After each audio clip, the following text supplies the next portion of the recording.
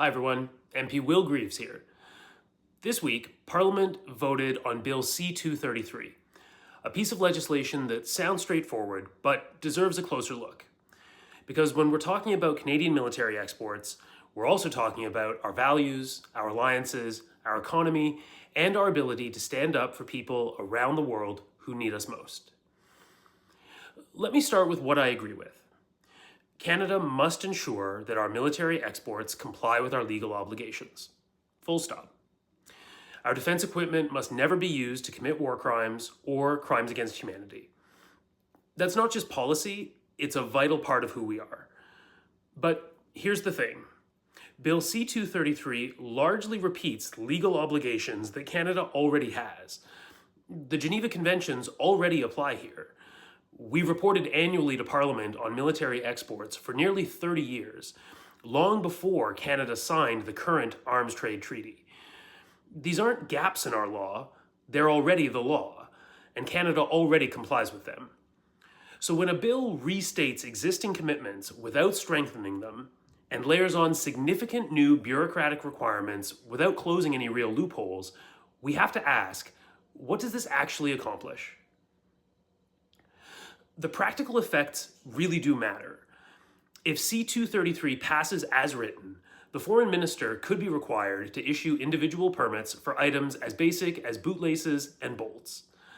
That's not a hypothetical, it's a real reading of the potential scope of this bill. And while it would slow down our exports to allies, it wouldn't impose an actual two-way arms embargo on any specific country.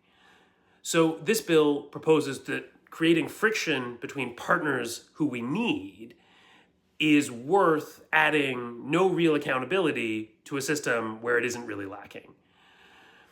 This friction has stakes.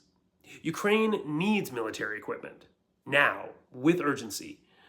Our European allies are deepening their defense cooperation, and Canada is the only non-European country included in the EU's defense procurement program. That took years to build, and C-233 could put it at risk. I want to be direct about one thing that people are rightly concerned about: the situation in Gaza and Canada's relationship with the State of Israel. Canada has already acted. No new military export permits to Israel have been issued for over 2 years. We're demanding accountability. We are insisting on the rule of law. That isn't a talking point.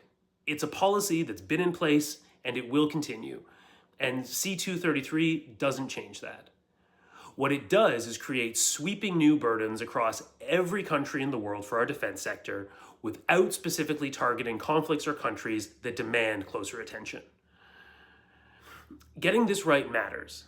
Canada has a role to play in the world, supplying our own forces, standing with our allies, and holding firm on human rights.